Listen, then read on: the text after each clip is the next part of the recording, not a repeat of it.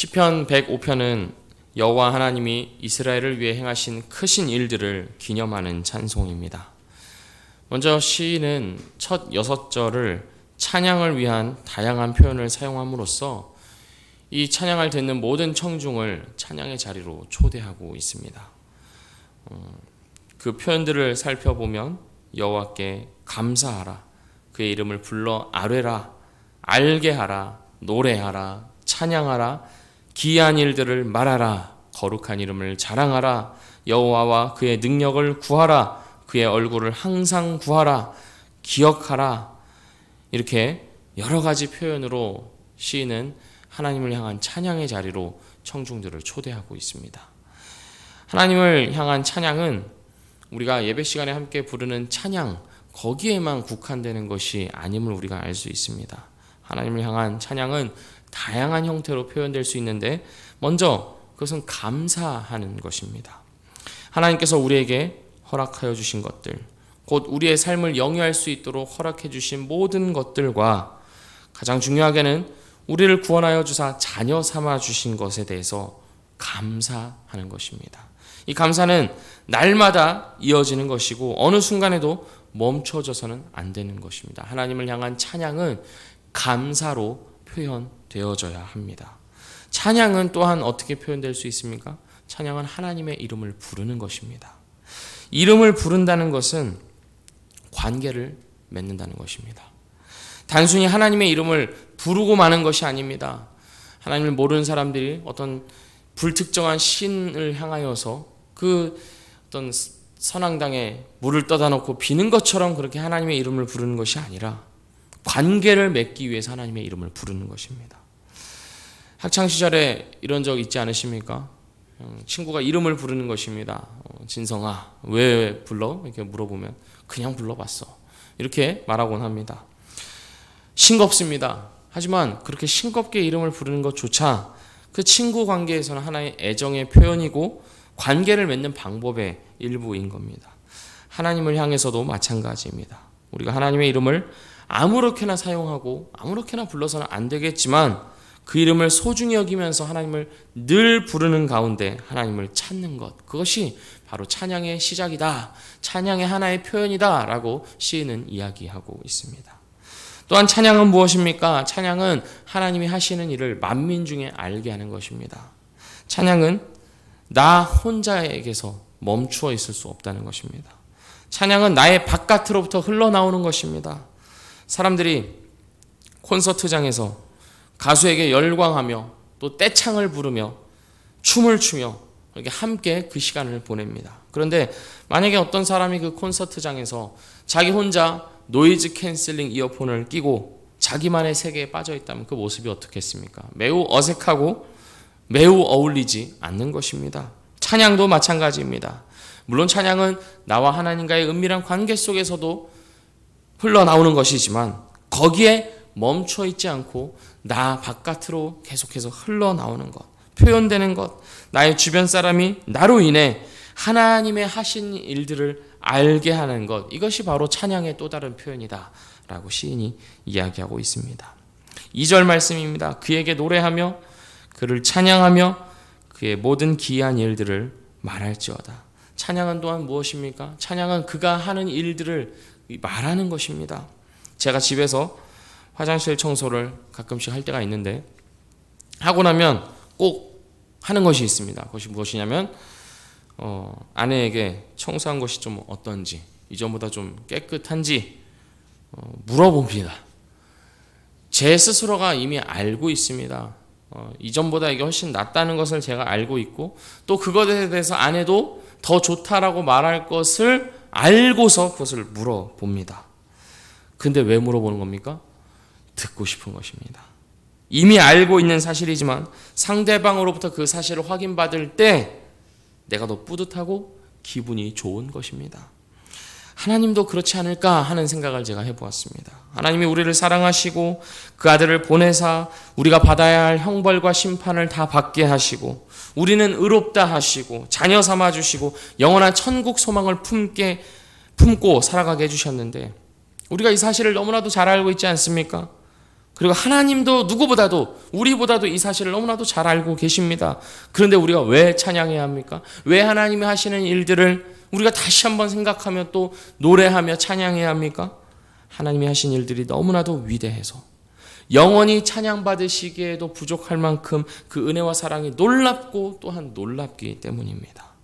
그리고 하나님께서 우리의 입술에서 이 당연한 사실이 다시 한번 언급되고 우리의 마음에서부터 하나님을 다시 한번 기뻐하고 노래할 때 하나님이 또한 기뻐하시기 때문입니다. 하나님이 그것을 들으시고 매우 즐거워하시기 때문입니다. 그 찬양 중에 하나님께서 임하셔서 하나님과 그 백성의 우리와의 교통이 이루어지기 때문입니다. 그래서 3절에서 말한 것과 같이 여호와를 구하는 자들은 마음이 즐겁습니다. 하나님이 하신 일들로 인해 기뻐하고 하나님께서 나의 찬양과 노래를 기뻐하신다는 사실이 또한 나의 기쁨이 되는 것입니다. 이 찬양은 5절과 6절에서 언급하고 있는 바 아브라함의 후손, 야곱의 자손들, 즉 이스라엘의 백성들에게 있어서 영원히 울려 퍼져야 할 찬양입니다. 이스라엘은 바로 그 목적을 위하여 부름받았기 때문입니다. 하지만 이 찬양이 단순히 그들에게만 주어진 것은 아닙니다. 아브라함의 후손, 야곱의 후손, 다윗의 자손으로 이 땅에 오신 예수 그리스도를 믿는 자들은 누구나 영적으로 이스라엘에 편입됩니다. 예수를 믿는 자들 역시 아브라함과 이삭과 야곱의 자손이 되는 것입니다. 따라서 찬양하라는 이 부름은 바로 우리들을 향한 부름이고 초청입니다. 우리 역시 하나님을 찬양하기 위하여서 창조되었고 부름받았습니다. 하나님을 찬양하고 하나님의 위대하심을 영원히 높이기 위하여서 하나님께서 우리를 자녀 삼아 주시고 택하여 주시고 구원하여 주셨다라는 것입니다. 오늘 말씀에서 1절에서 6절까지 쓰인 동사들을 보면 아까 제가 한번 쭉 읽었듯이 대부분 명령형으로 쓰여졌습니다. 이로 미루어 보아 시는 지금 초청을 하는 정도에 그치는 것이 아닙니다. 더 나아가서 명령하고 있습니다. 아주 강한 어조로 명령하고 있습니다. 왜 이렇게 명령하고 있습니까? 하나님을 이렇게 찬양해야 한다 하고 소리 높여 명령하고 있는 그 이유가 무엇일까요? 바로 7절에서 11절이 그 이유를 알려줍니다. 하나님이 바로 이러한 분이시기 때문입니다. 7절 말씀을 제가 읽겠습니다. 그는 여호와 우리 하나님이시라. 그의 판단이 온 땅에 있도다. 하나님이 어떤 분이십니까? 하나님의 판단이 온 땅에 있습니다. 하나님의 판단이 온 땅에 있다는 말은 무슨 말일까요? 우리가 상상할 수 있는, 우리가 생각할 수 있는 그 어떤 강력한 통치자라 할지라도 그가 다스리고 있는 그 나라 안에서만 영향을 미치지 온 땅에, 온 세계에 영향을 미치지는 못합니다. 전 세계적으로 글로벌 시대이지 않습니까? 유명한 모든 사람들이 알고 있는 스타라 할지라도 정말 모든 사람에게 영향을 주거나 그들의 삶에 관여하지는 못합니다. 하지만 이 세상 가운데 하나님의 영역이 아닌 곳은 없습니다. 하나님의 판단과 하나님의 통치가 미치지 않는 곳은 없다는 말입니다. 세상 구석구석 모든 곳에 하나님의 손길이 다 있습니다. 우리가 눈으로 확인할 수 있는 모든 곳으로부터 확인할 수 없는 아주 작고 세밀한 아주 작은 자의 삶 구석구석에까지 하나님의 판단은, 통치는 영향을 미치고 있는 것입니다. 때로는 그렇게 보이지 않는 것들이 이 세상 가운데 있습니다. 죄와 악의 권세로 말미암아 과연 이곳에 하나님의 통치가 있는가, 하나님의 다스림이 이곳 가운데 있는가 하는 의문이 드는 그런 장면들이 또한 우리에게 경험적으로 있습니다. 하지만 당장에는 그렇게 보일지 몰라도 하나님께서는 그것들조차 다 보고 계시고 하나님의 저울에 달아놓고 계십니다. 하나님 결코 간과하는 것이 아니요, 하나님께서 그것을 지금도 통치하시고 하나님의 때에 심판하시고 다스리실 것입니다. 우리는 온 땅에 미치는 하나님의 판단이 있기에 하나님을 신뢰할 수 있고 하나님을 의지할 수 있습니다. 만약에 제한적인 하나님이었다면, 나를 사랑하시기는 하지만 하지만 능력이 없어서 나를 보호하지는 못하거나 구원해주지 못하는 하나님이라면 우리는 더 이상 그런 하나님을 믿고 신뢰하기는 어려울 것입니다. 하나님의 판단은 온 땅에 공간적으로 모든 곳에 미치고 있습니다. 또한 공간적으로 뿐만 아니라 시간적으로도 하나님의 판단은 온 땅에 미치고 있습니다. 8절 말씀입니다. 그는 그의 언약 곧 천대에 걸쳐 명령하신 말씀을 영원히 기억하셨으니. 공간적으로 하나님의 통치와 하나님의 판단이 영원할 뿐만 아니라 시간적으로도 동일합니다. 하나님께서는 천대에 걸쳐서 말씀하셨습니다. 다시 말해 말씀하지 않으신 적이 없다는 것입니다. 하나님은 계속해서 말씀하셨습니다. 한 번 말씀하시고 마는 것이 아니라 자기의 택한 백성들에게 계속해서 반복적으로 하나님을 드러내시고 하나님의 말씀을 주십니다. 하나님이 어떤 분이신지, 하나님이 그의 백성을 위해 어떤 복락을 예비해 놓으셨는지, 또한 그 복을 주시기 위하여서 하나님께서 치르신 대가가 무엇인지, 하나님이 우리를 얼마나 사랑하시는지를 계속해서 말씀해 주셨습니다. 그리고 하나님께서 자신이 하신 말씀을 영원히 기억하시고 지키십니다. 그 약속의 대상이 되는 이스라엘은, 그리고 그 영적인 이스라엘로서 편입된 우리들은 항상 그 약속을 받았음에도 불구하고 또 잊어버리고 저버리기도 합니다. 자신의 욕심을 위해서 하나님을 한켠에 밀어놓기도 합니다. 그래서 우리는 참 그 약속의 대상이 될 자격이 없는 자들입니다. 신실하지 못하기 때문입니다. 그러나 하나님은 그런 우리를 포기하지 않으시고 끌어다가 우리로 하여금 하나님의 백성으로 끝내 만드시고야 합니다. 우리는 그 약속을 지키지 못하지만 하나님께서는 그 약속을 영원히 지켜오십니다. 우리는 이 과정을 살아가고 있는 것입니다. 하나님께서 그 영원한 언약과 약속을 우리의 삶을 통하여서 지키신다는 것을 구현해내시는 그 과정을 우리가 살아가고 있다는 것입니다. 때로는 우리 삶에 생채기들이 있지만, 어려움과 고난과 괴로움들이 있지만, 이 생채기들은 하나님께서 우리를 빚으시고 만들어 가시는 도구이자 재료입니다.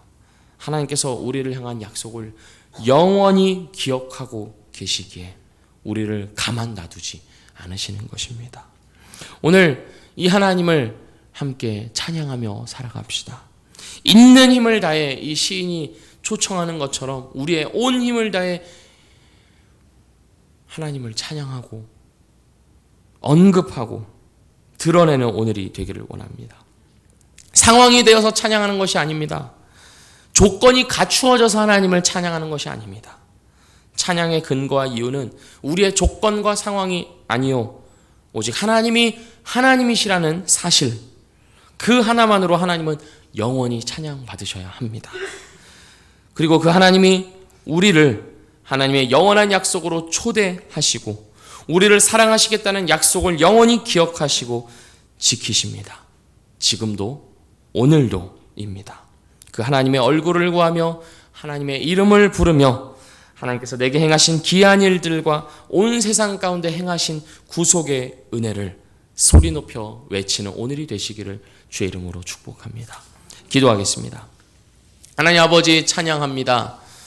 하나님의 하나님 되심과 하나님의 놀라우신 그 통치와 또 신실하심을 기억하며 하나님을 찬양합니다.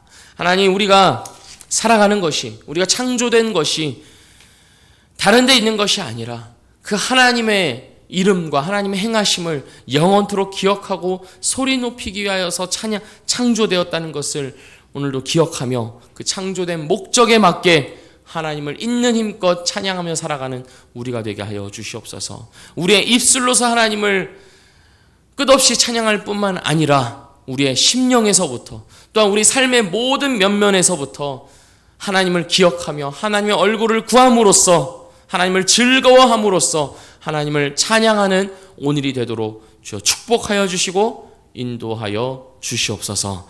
영원히 찬양받으시기에 합당하신 예수 그리스도의 이름으로 기도합니다. 아멘.